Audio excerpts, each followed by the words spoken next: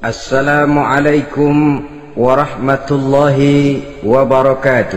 Waalaikumsalam warahmatullahi wabarakatuh. Bismillahi walhamdulillah, wassalatu wassalamu ala sayyidina rasulillah wa ala alihi wa sahbihi wa mawalah. La hawla wa la quwwata illa billah, amma ba'du. Saudara-saudara kaum muslimin yang berbahagia, di dalam kehidupan ini kita senantiasa mengambil iktibar, contoh dan teladan dari orang-orang sebelum kita. Itu sebabnya kepada baginda Nabi kita Muhammad sallallahu alaihi wasallam Allah Subhanahu wa taala menjelaskan cerita para nabi sebelum beliau dalam ayat "Tsumma naqussu 'alaika min anba'ir rusuli ma nusabbitu bihi fu'adak." Demikianlah kami ceritakan kepadamu wahai Muhammad sebagian dari kisah para rasul-rasul sebelum kamu yang dengan itu akan memperkuat hatimu, meneguhkan keyakinanmu dan memantapkan pendirianmu. Inilah manfaatnya belajar dari sejarah. Jadi jangankan kita, baginda Nabi sendiri pun oleh Allah Subhanahu wa taala diceritakan sejarah para nabi sebelum beliau yang dimusuhi oleh umatnya, yang dicaci maki oleh kaumnya, yang terusir dari kampung halamannya, bahkan sampai ada yang terbunuh oleh umatnya.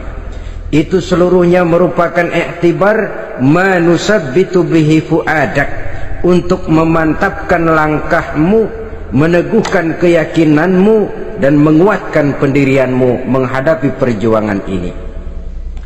Sehubungan dengan itu, pada pertemuan kali ini Al-Fakir ingin menyampaikan satu cuplikan kecil dari kehidupan seorang sahabat utama baginda Nabi, yaitu Sayyidina Umar ibn al-Khattab radhiyallahu an. Beliau adalah Umar bin Khattab bin Nufail bin Abdul Uzza dari suku Quraisy golongan Bani Adi.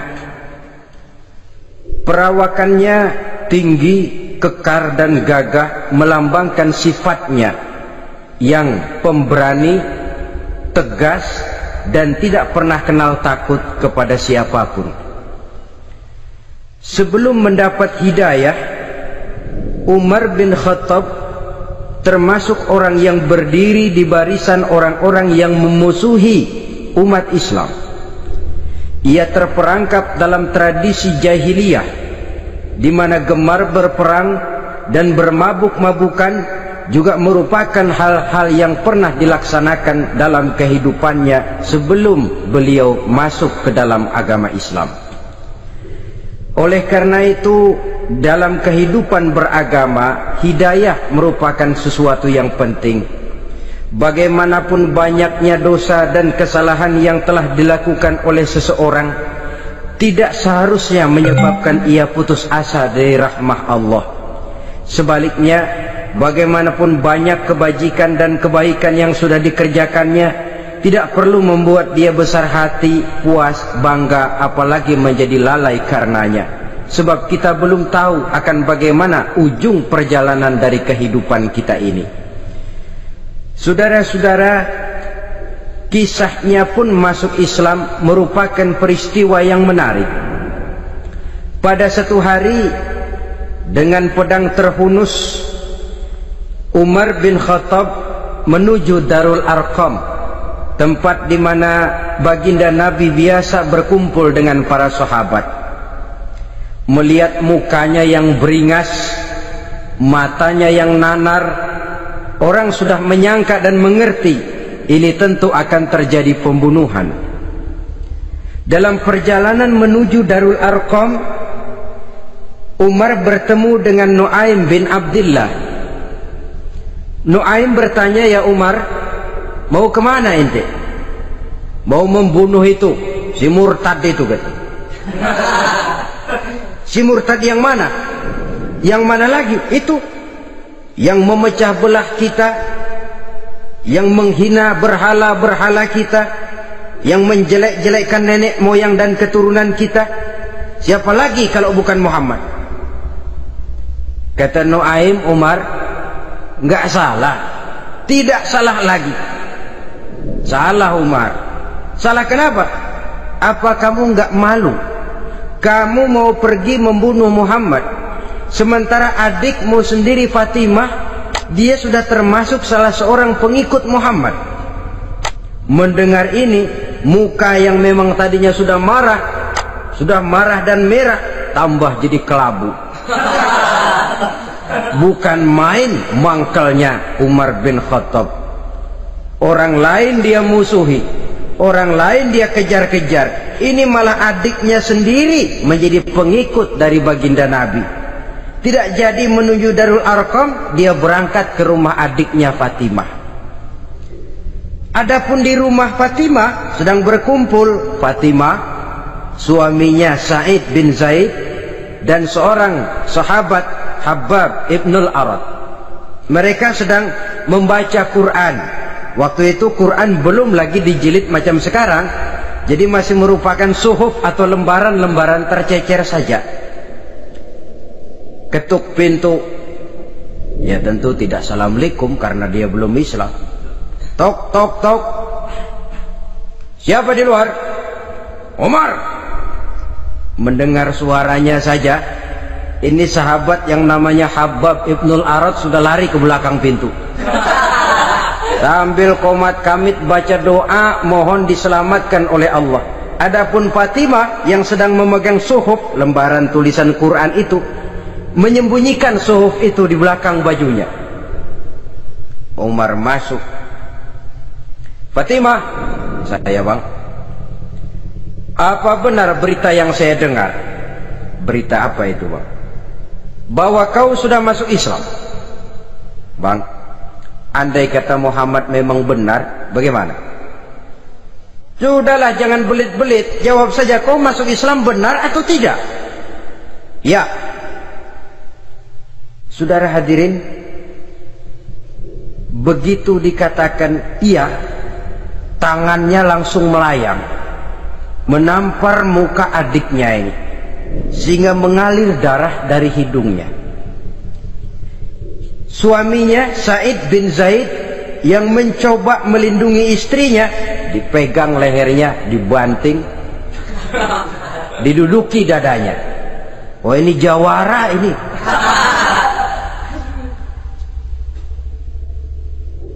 Namun pada saat sedemikian, suara kebenaran terpantul dari mulut Fatimah, adik dari Umar bin Khattab ini. Umar, apakah engkau memukul orang yang bersaksi bahwa tidak ada Tuhan melainkan Allah dan Muhammad Rasulullah? Apakah engkau menganiaya seseorang yang terpanggil untuk mengikuti kebenaran? Manusia macam apa engkau, Umar? Saudara, memang dia orang keras, tapi hatinya mudah menerima kebenaran. Sehingga mendengar kalimat adiknya ini tercenung dia sejenak, melongo, bengong kata anak sekarang. Ini kalau tidak karena keyakinan yang mantap, tidak mungkin orang ini, anak adik saya ini bicara macam begini. Umar, mengapa engkau memukul orang yang bersaksi bahwa tidak ada Tuhan melainkan Allah dan Muhammad Rasulullah? Mengapa engkau pukul orang yang mengikuti kebenaran, menerima hidayah dari Allah? Begitu yakin dan mantapnya, walaupun di tengah satu hal yang sangat menakutkan. Siapa yang tidak takut orang Quraisy berhadapan dengan Umar bin Khattab yang dikenal sebagai singa padang pasir pada waktu itu? Malahan dia termasuk salah seorang jagoan. Di tradisi masyarakat jahiliyah itu ada satu pasar yang namanya pasar Ukaz. Tiap tahun di pasar itu diadakan pesta. Pertama pertandingan syair, jadi penyair waktu itu jadi kebanggaan.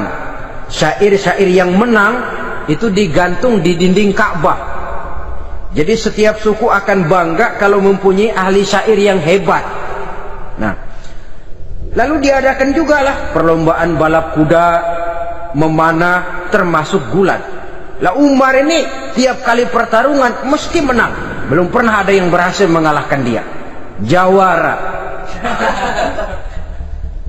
Saudara-saudara, mendengar adiknya begitu mantap hatinya, apalagi ketika adiknya berkata begitu, suhuf, lembaran yang disembunyikan di belakang bajunya tersembul.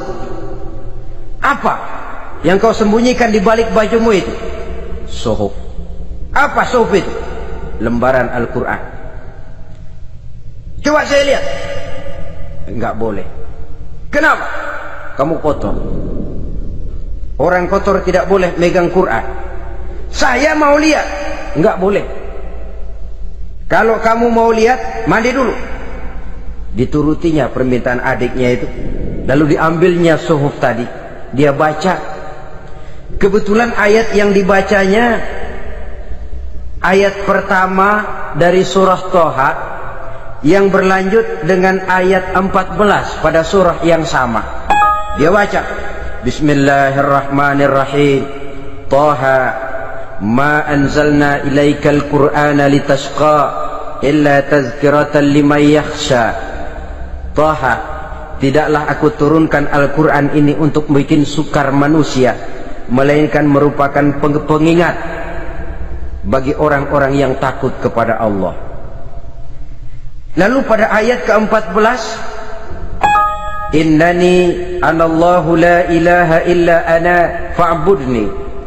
Sesungguhnya akulah Allah, tidak ada Tuhan melainkan aku, maka hendaknya hanya kepadakulah kamu menyembah. Wa aqimis sholata li dzikri, dirikanlah salat untuk mengingat aku. Inna sa'ata atiyatun akadu ukhfiha litujza kullu nafsin ma tas'a. Sesungguhnya kiamat itu pasti akan datang, yang sengaja waktunya kami tidak beritahukan kepada kamu semua, untuk kami balas segala setiap orang tentang apa saja yang telah mereka lakukan dalam kehidupan di dunia ini. Setelah membaca ayat ini, gemetar tangannya. Ah, ini sih nggak main-main ini. Ini belum pernah saya baca ajaran semacam ini. Tidak patut orang yang mempunyai kitab suci semacam ini dimusuhi. Ini sesuatu yang benar. Tergetar jiwanya. Hei Fatimah, Muhammad di mana Muhammad? Saya tidak akan memberitahu kepada kamu. Di mana? Saya tidak akan memberitahu. Lebih baik kau bunuh saya kalau memang maksudmu mau mencelakakan Muhammad. Sama sekali saya tidak akan mencelakakan dia, Fatimah. Kasih tahu saja, di mana dia? Darul Arqam. Bergegas dia menuju Darul Arqam. Di dalam Nabi memang sedang kumpul dengan para sahabat. Termasuk ada Sayyidina Hamzah yang juga terkenal jawara juga. Ketuk pintu. Ketuk pintu. Siapa di luar? Umar. Di dalam ini geger sebagian sahabat. Umar datang ini pasti bencana. Umar datang, wah, kalau istilah kampung, kerok dan urusan.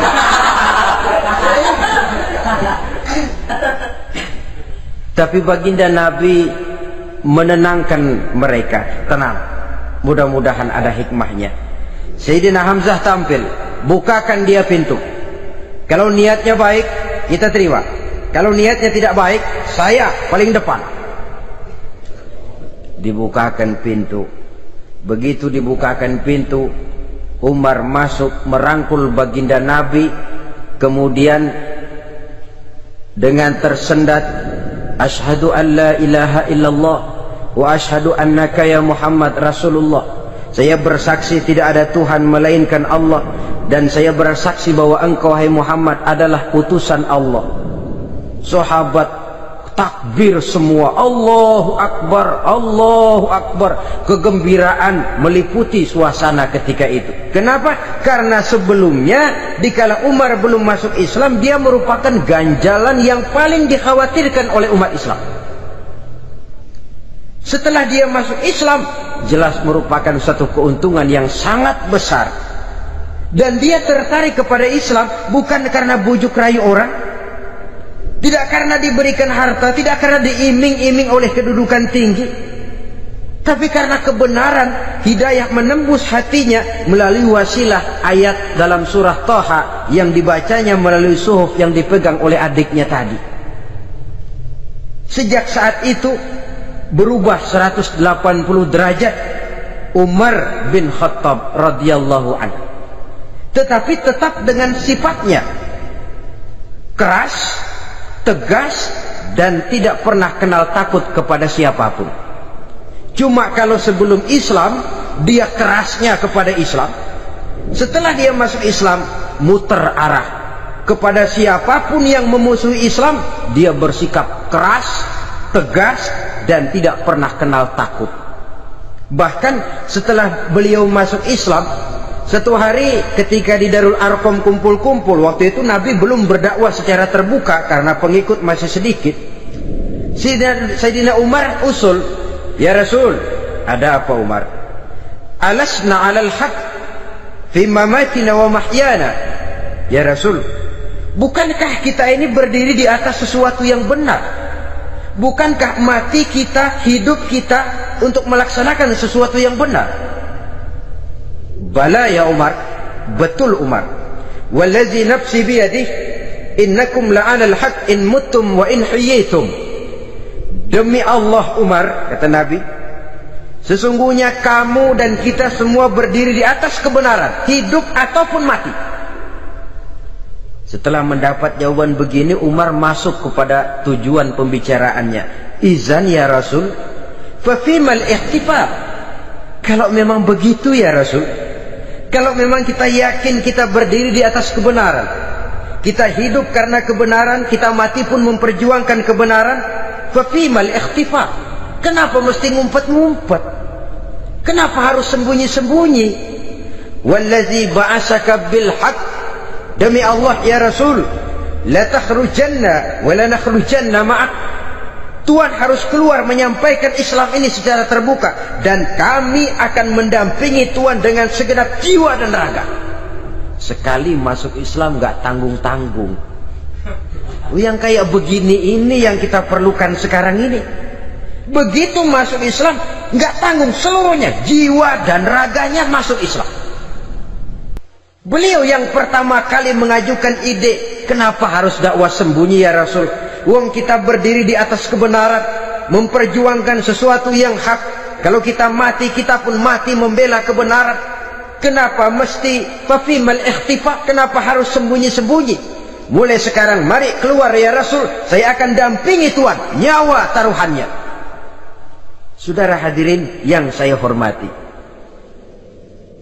selalu dia tempat-tempat yang pernah dia melaksanakan maksiat sebelum dia Islam, selalu dia kunjungi, sampai dia berkata, tidak ada tempat yang pernah saya melakukan kesalahan sebelum saya Islam yang harus saya tutupi dengan kebajikan setelah saya Islam sekarang ini. Bahkan ada satu riwayat menjelaskan beliau itu yang tinggi badannya, kekar perawakannya, gemetar orang ngadepin dia. Tapi beliau sendiri sangat mudah gemetar kalau sudah mendengar ayat-ayat Allah. Sehingga ada satu riwayat menjelaskan Sayyidina Umar itu setelah masuk Islam, kalau sholat kadang-kadang bila menoleh ke kanan beliau senyum, bila menoleh ke kiri beliau menangis berurai air mata. Ada orang bertanya, ya Umar, kenapa menengok ke kanan kau senyum, ke kiri kau menangis? Itulah kalau saya ingat jahilnya saya sebelum Islam. Adapun bila saya menoleh ke arah sebelah kanan saya tersenyum, teringat betapa dulu saya membuat berhala dari korma. Saya tumpuk-tumpuk, saya susun begitu.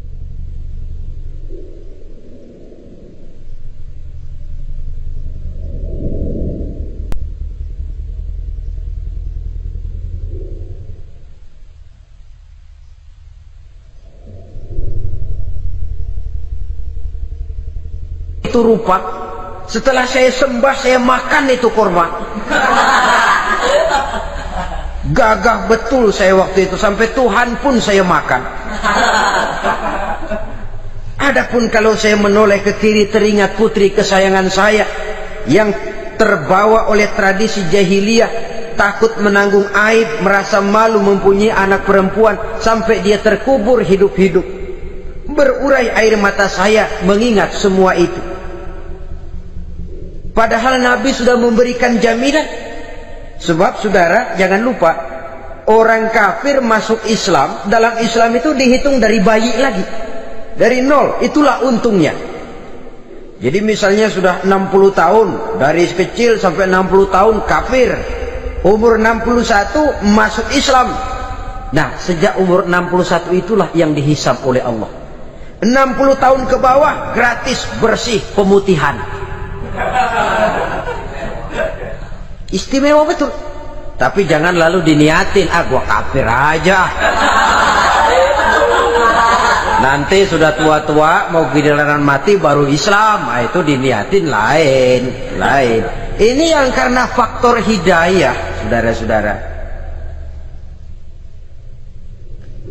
Nah, cintanya kepada baginda Nabi luar biasa. Dalam setiap pertempuran beliau selalu di front terdepan. Bahkan demikian cintanya sampai ketika hari di mana baginda Nabi wafat, saudara-saudara. Disampaikan berita wafat Nabi kepada Umar ini. Ya Umar, baginda Nabi sudah wafat. Kamu ngomong apa? Baginda Nabi sudah wafat. Bukan sedih, nyabut pedang, keluar matanya melotot. Siapa yang bilang Muhammad mati, saya tabas batang lehernya. Begitu cintanya beliau kepada baginda Nabi, sampai-sampai nggak menerima kalau Nabi wafat. Taruhlah nggak bisa mati bersamaan, bolehlah mati beriring-iring saja barangkali maksudnya. Saudara-saudara, cabut pedang, kelayaban kemana-mana. Ayo, siapa ngomong Muhammad mati, saya tabas batang lehernya. Sampai bertemu dengan Sayyidina Umar, Sayyidina Abu Bakar. Di tempat orang banyak, Sayyidina Abu Bakar yang bijaksana ini pidato. Ayuhan nas, man kana ya'budu Muhammadan fa inna Muhammadan qad mata, wa man kana ya'budu Allah fa inna Allah hayyun la yamut. Wahai manusia, barang siapa yang menyembah Muhammad, maka Muhammad sudah mati. Tetapi barang siapa yang menyembah Allah, Allah akan hidup selamanya dan tidak akan pernah mati. Mendengar pidato ini, Sayyidina Umar sadar bahwa sebenarnya yang tidak bisa mati itu cuma Allah. Bagaimanapun agungnya baginda Nabi, besarnya baginda Nabi, tinggi akhlak budi pekertinya Nabi, cintanya beliau kepada Nabi, toh Nabi manusia dan manusia harus mati. Kemudian dibacakan surah Ali Imran ayat 144.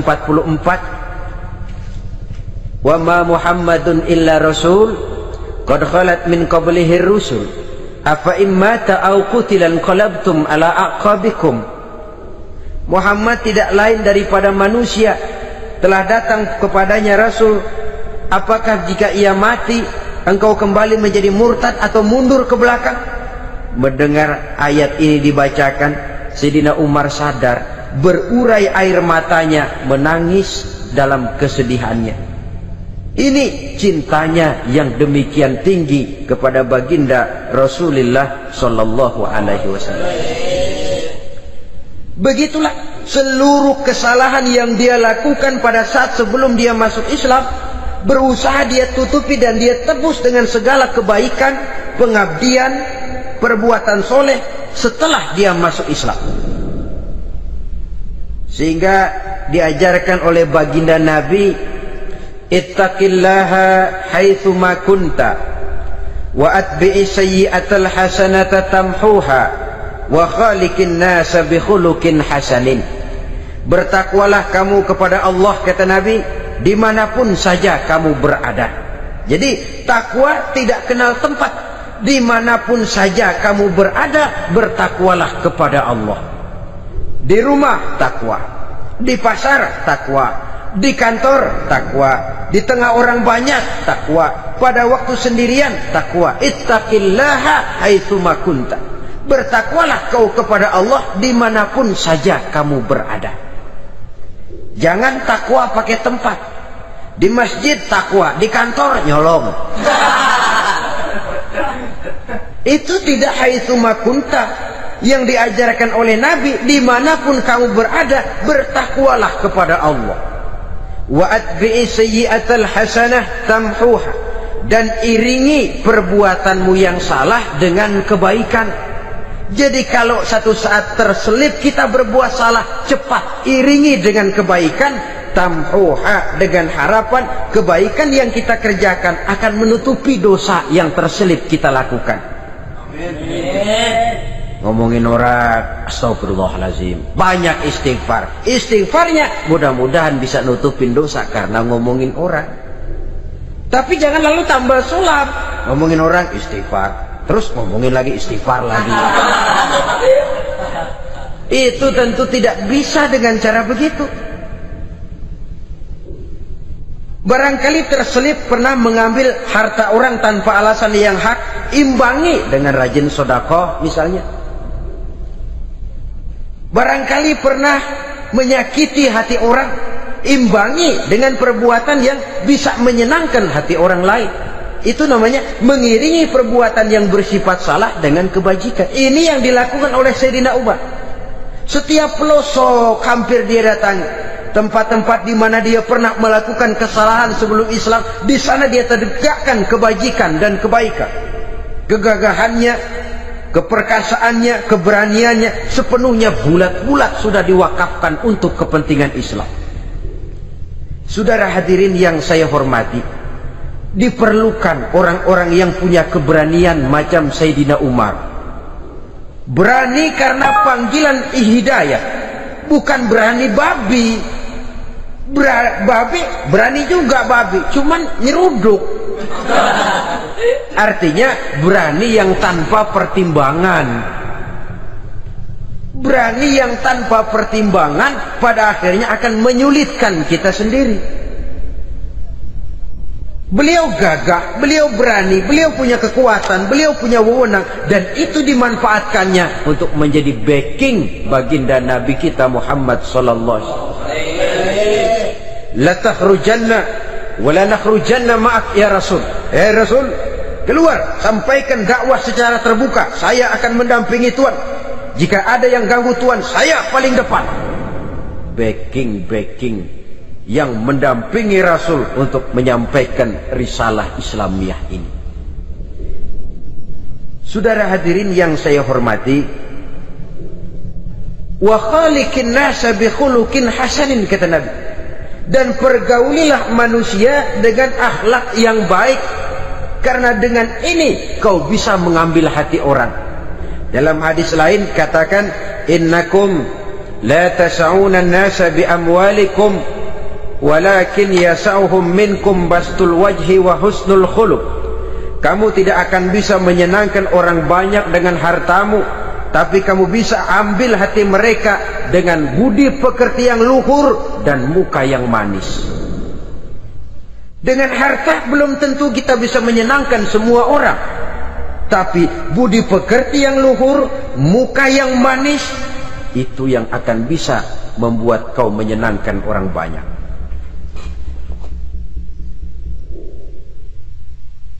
Setelah baginda Rasul wafat, pernah ketika berkumpul, Sayyidina Abu Bakar berkata kepada Sayyidina Umar, "Ya Umar, saya baiat kamu untuk menjadi khalifah." Jawab beliau, "Sayalah yang akan membaiat Tuan. Tapi Anda lebih utama dari saya Umar. Keutamaan saya akan saya berikan kepada Tuan untuk mendukung kekhalifahan Tuan." Di sini kelihatan wataknya yang tidak ambisius, gagah, berani, perkasa, tapi tahu diri, nggak nyelonong, tidak menggunakan kekuasaannya, kegagahannya untuk maksud yang sewenang-wenang. Oleh karena itu, setelah Sayyidina Abu Bakar wafat, beliau dilantik menjadi khalifah. Keluarlah pidatonya yang terkenal, "Ayyuhan nas, inni qad wullitu alaikum walastu bi khairikum." Hai manusia, aku telah dipilih menjadi pemimpin kamu, padahal aku bukanlah orang yang terbaik di antara kamu. Kalau tidaklah karena aku melihat keutamaan, keteguhan yang dapat melindungi kalian, berat rasanya aku memikul amanah ini. Sebab apa? Alangkah beratnya menunggu datangnya perhitungan di akhirat nanti terhadap Umar. Ini yang jadi motifnya memegang jabatan khalifah. Sungguh berat bagi Umar menunggu datangnya saat perhitungan. Sehingga seolah-olah kalau bisa lah jadi Umar bin Khattab saja, jangan jadi khalifah kalau bisa. Tapi moya umat sudah kadang memilih. Sehingga benar kalau dalam satu hadis Nabi pernah mengajarkan jangan memberikan satu jabatan kepada orang yang memintanya. Sebab orang kalau sudah minta jabatan, apalagi pakai jilat-jilat, pakai upeti-upeti, tentu ada tendensinya. Ada batu di balik udang. Kalau udang di balik batu kan mungkin nggak kelihatan, tapi kalau batu di balik udang kelihatan betul itu. Ada maunya, ambisinya. Jangan memberikan satu jabatan kepada orang yang memintanya. Seakan di batinnya Sayyidina Umar menyesali.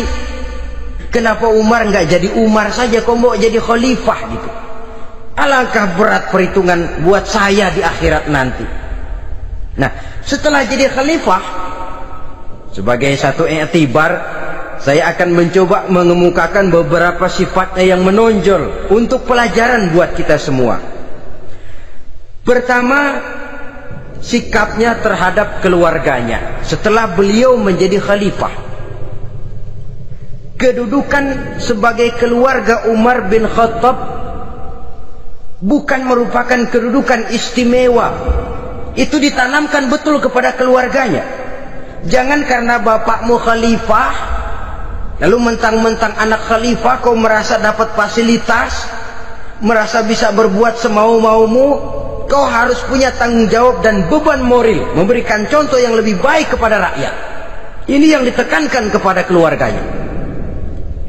Kalau beliau mau mengeluarkan undang-undang, undang-undang itu lebih dahulu dibicarakan di tengah keluarganya, kumpul anak-anaknya. Ini akan ada undang-undang begini. Siapa di antara kalian mau mentaati, persilakan. Yang tidak pun persilakan. Tapi saya ingatkan, kalau ada dari keluarga Umar yang melanggar peraturan yang saya keluarkan ini, saya akan menghukumnya 2 kali lipat karena dia keluarga saya. Menghukumnya 2 kali lipat karena dia keluarga saya. Jadi bukan mentang-mentang anak babe lalu kebal hukum. Tidak. Siapa yang diantara kalian melanggar peraturan ini, akan aku kenakan hukuman 2 kali lipat karena dia keluarga. Nah, saudara hadirin yang saya hormati, lalu berwibawa, dijaga betul keluarganya. Suatu hari beliau datang ke rumah putranya Abdullah bin Umar. Ketika masuk dilihatnya Abdullah bin Umar sedang makan daging. Makan daging. Merah muka Umar. Mentang-mentang anak khalifah ya. Mentang-mentang anak Amirul Mukminin ya, kamu makan daging.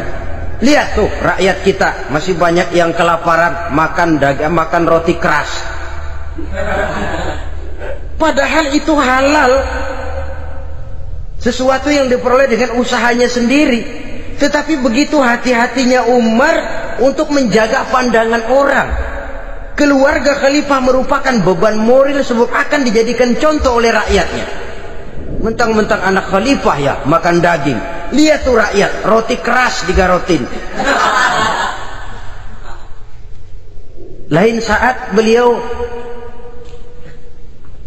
pergi ke satu pasar. Di situ dilihat ada sapi gemuk-gemuk. Tempat lain sapinya kurus-kurus. Tanya, ini yang gemuk-gemuk sapi siapa? Sapi Abdullah bin Umar. Sapi anaknya. Panggil Abdullah bin Umar, suruh sini. Datang anaknya. Abdullah bin Umar, bagaimana ceritanya sampai ini? Begini, Bapak. Dahulu itu dengan uang saya beli sapi kurus-kurus. Lalu saya rawat. Saya berikan upah orang untuk merawat sapi-sapi itu, sampai sekarang dia menjadi gemuk. Akan saya jual, dan keuntungannya tentu sesuatu yang halal. Subhanallah, kata Umar, kau ini anak Amirul Mukminin, jual sapimu, ambil modalnya, untungnya masukkan Baitul Mal untuk urus kepentingan orang Islam. Dia nggak mau anaknya terlibat bisnis dompleng kekuasaan ayahnya. Karena mentang-mentang anak khalifah lalu segala macam bisnis lancar. Orang takut karena apa? Anak babe. Ada lagi, pada waktu pembagian harta ghanimah, putri beliau yang namanya Hafsah, ini adalah istri baginda Nabi, meminta bagian. Kaum kerabat ayah, ini kerabat khalifah, kitalah dulu kerabat. Kalau kau kerabatku, maka jatahmu nanti dari ayahmu. Harta ini masih lebih banyak dibutuhkan oleh orang-orang Islam. Nanti belakangan, kalau ada sisanya. Belakangan kalau ada sisanya. La haula wala quwata illa billah.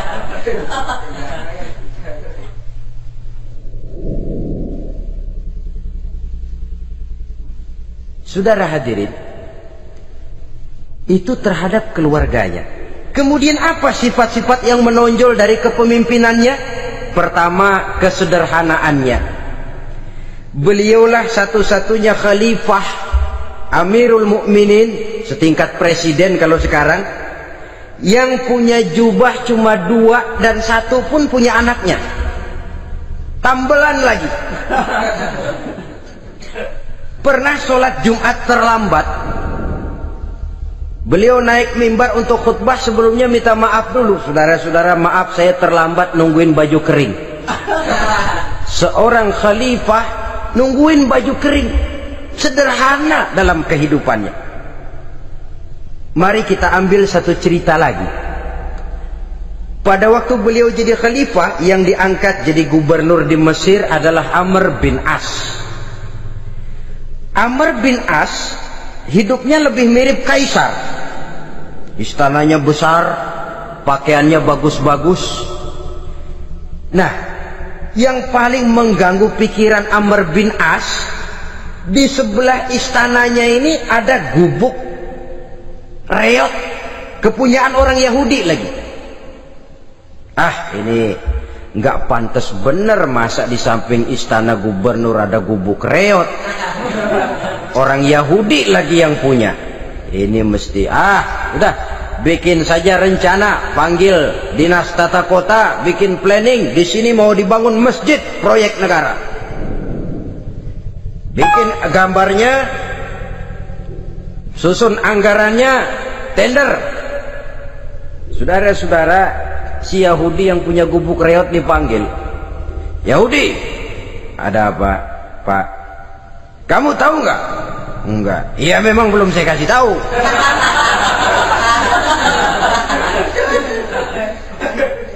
Ada apa, Pak? Itu kamu punya gubuk, tahu, kena proyek. Proyek apa, Pak? Kami mau bangun masjid besar di situ, dan tidak sesuai ada gubuk reot di samping tempat gubernur. Jadi maksud Bapak, gubukmu, tanah-tanahnya mau saya bebaskan, saya beli. Enggak mau, Pak, saya enggak mau jual. Saya bayar 2 kali lipat. Enggak mau. 3 kali lipat, 6 kali lipat juga enggak mau, Pak. Saya dari muda peres keringat banting tulang cuma segitu-gitunya, Pak, tempat saya tinggal. Gubuk reot sama tanahnya sedikit, makmur saya, Pak, cuma rumah sama sumur.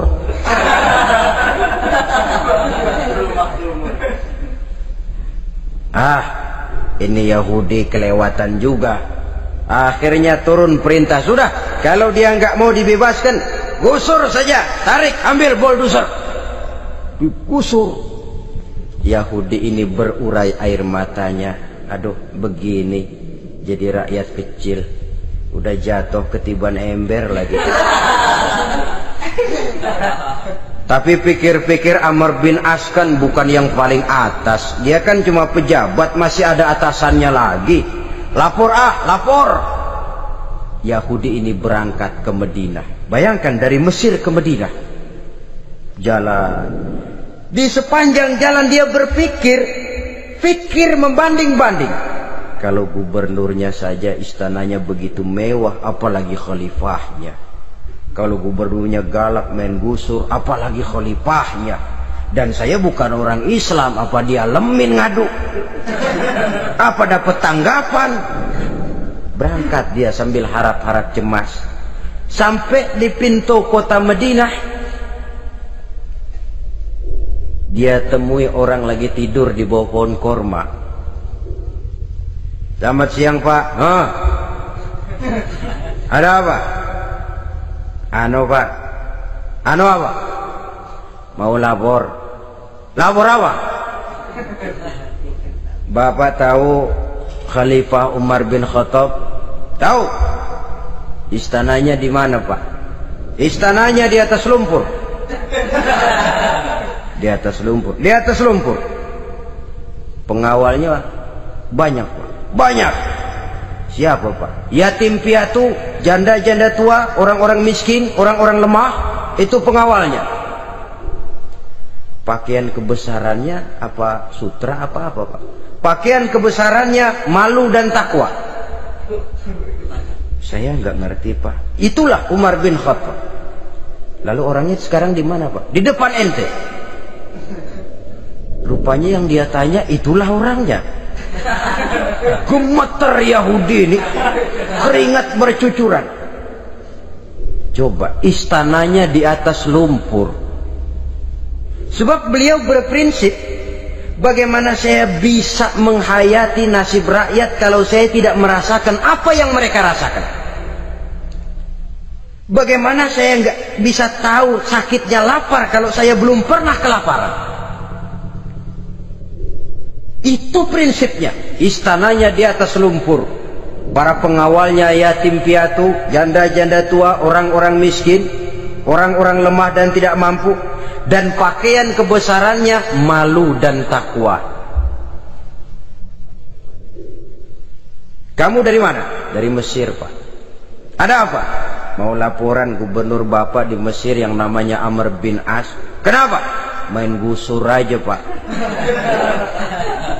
Ceritanya, iya dia mau bangun masjid. Kebetulan di areal itu saya punya tanah sama gubuk segitu-gitunya. Saya nggak mau dibeli, digusur Pak. Saya mau mencari keadilan. Begini, kamu lihat tempat sampah itu, lihat. Di situ banyak tulang. Coba kamu ambil kemari satu, tulang unta, bawa sini.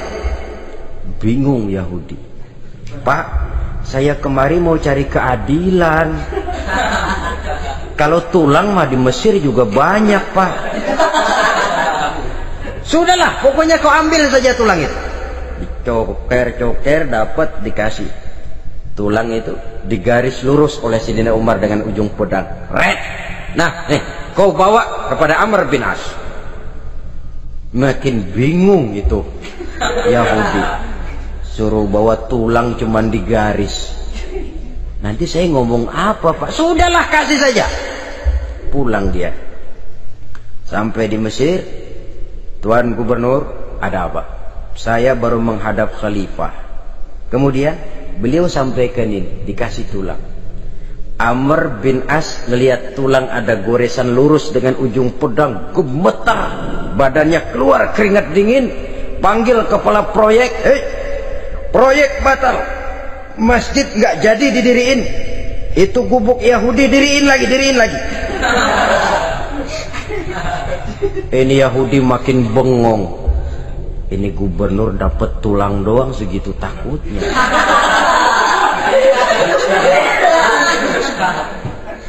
Ada apa sebenarnya Tuan Gubernur? Kamu tahu, ini nasihat pahit buat saya dari Amirul Mukminin Umar bin Khattab. Seolah-olah beliau bilang, hai Amr bin As, jangan mentang-mentang sedang berkuasa ya. Pada suatu saat kau akan jadi tulang-tulang kayak begini. Maka mumpung kamu masih hidup dan berkuasa, berlaku lurus dan adillah kamu seperti lurusnya garis di atas tulang ini. Red, lurus, adil, jangan bengkok. Sebab kalau kamu bengkok, nanti aku yang luruskan pakai pedangku. Siapa yang nggak ngeper digituin? Sampai akhirnya apa? Kata si Yahudi, Pak, kalau begitu Islam adil ya? Adil. Kalau gitu biarin dah Pak, tanah saya. Mau kamu jual? Bukan saya jual Pak, saya kasih aja dah. Campur gubuk-gubuknya, ambil aja dah.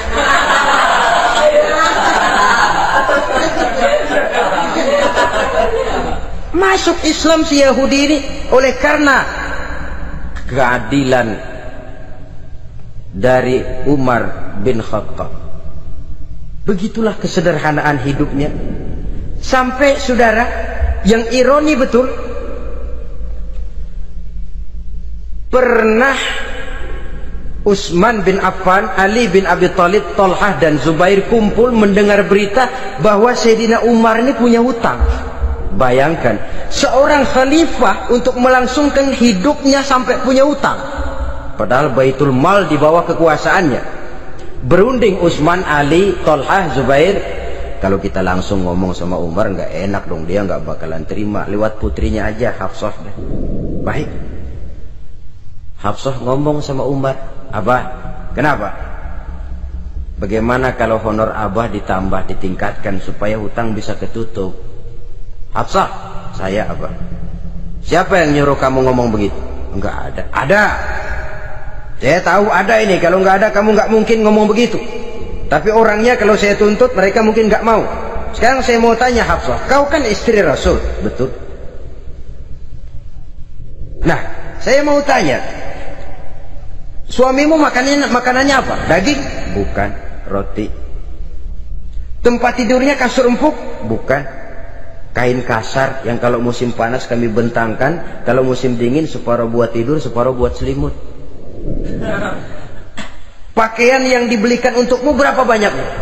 Cuma 2. Nah, itu guru saya, orang yang paling saya cintai, dan itu yang saya ikuti. Bahkan setelah beliau wafat, Sayyidina Umar ini hutangnya ditanggungkan kepada anaknya Abdullah bin Umar, dan itu pun dilunasi dengan menjual rumahnya, sehingga rumahnya itu disebut Darul Qadha, rumah bayar hutang. Begitu kesederhanaannya. Jadi nggak pakai aji mumpung jadi khalifah lalu kayak ikan gurita, tangan yang mana aja megang.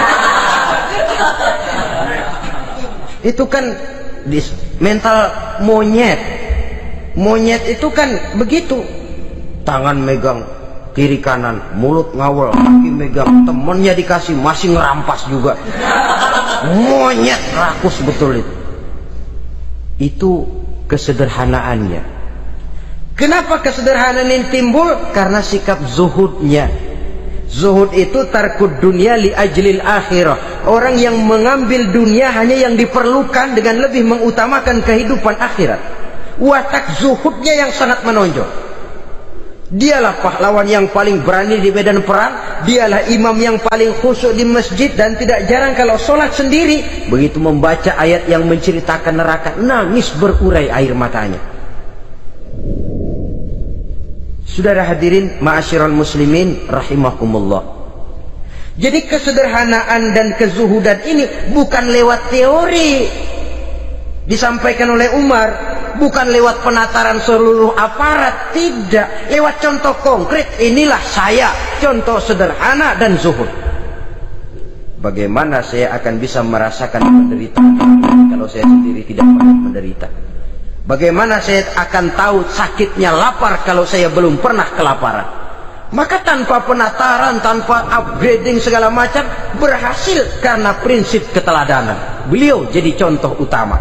Dan sumber utamanya tentu tidak lain karena contoh dari baginda Nabi besar Muhammad sallallahu alaihi wasallam. 2, sederhana.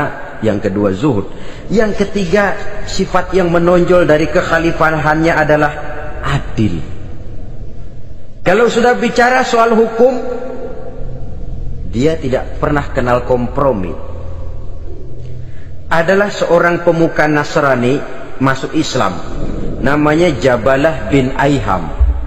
Ketika dia bikin haji, kain ihramnya keinjak orang Arab yang hitam, Badui.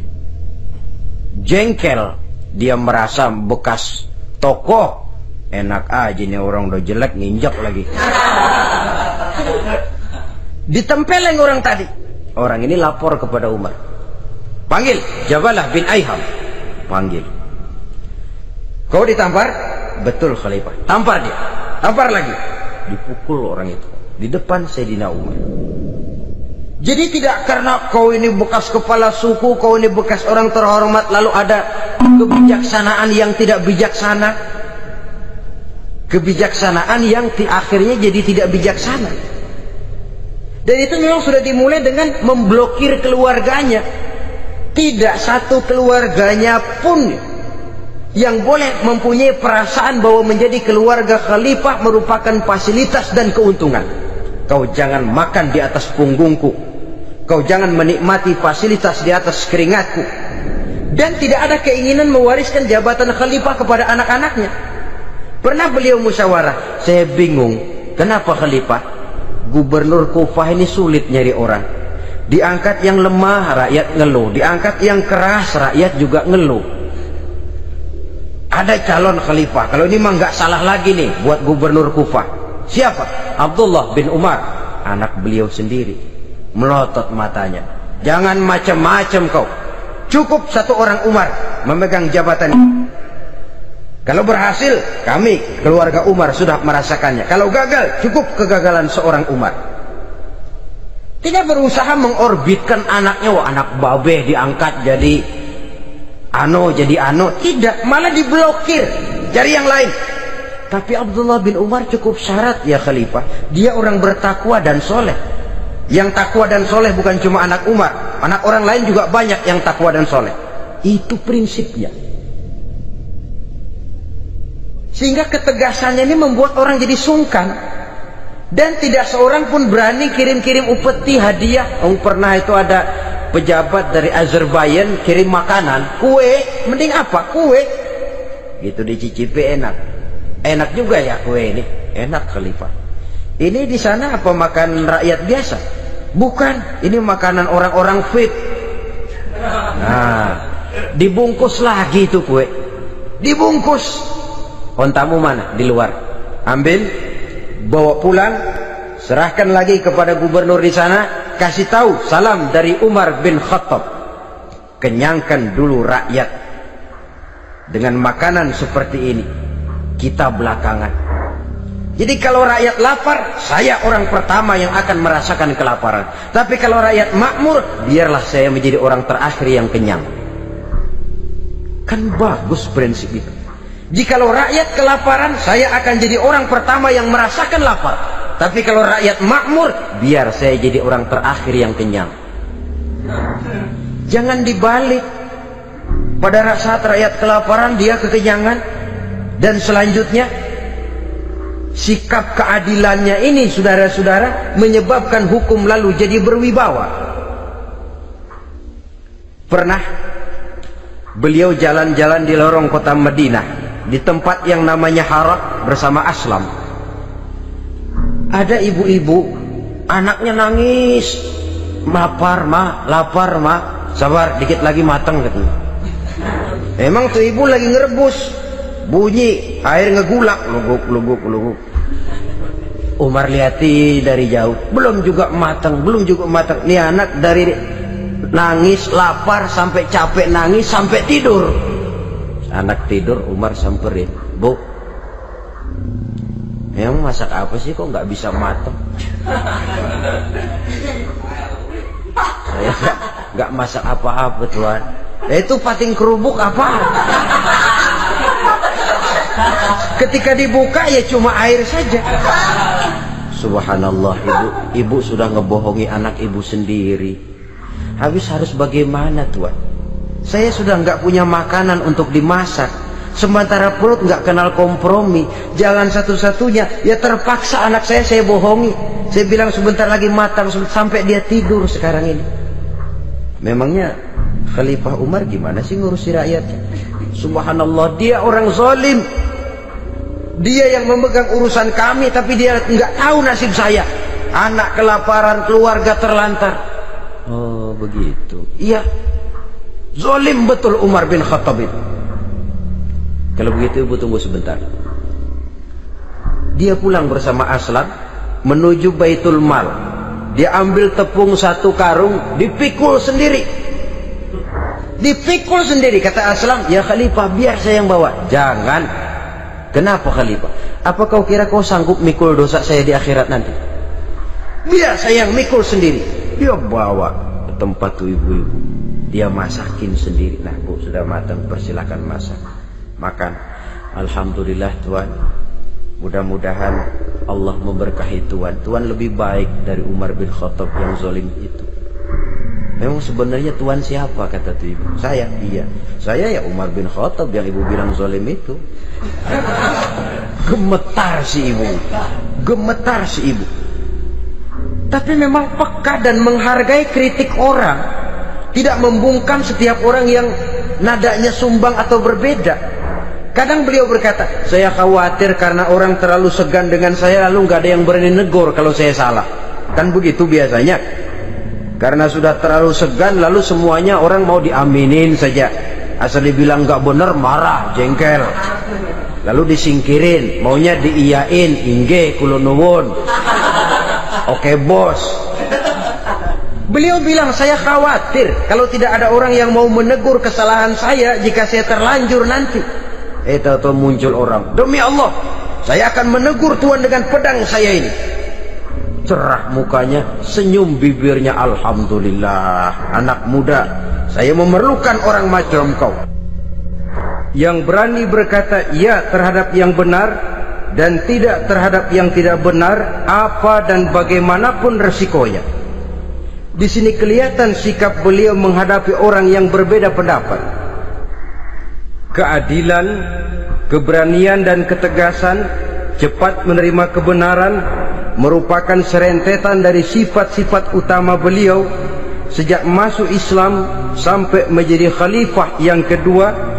Bahkan dengan jasa beliau, Islam kemudian tersebar menembus dinding Jazirah Arabia, memasuki Bizantium dan Persia, sehingga beliau juga dikenal sebagai periode Al-Futuhat Al-Islamiyah.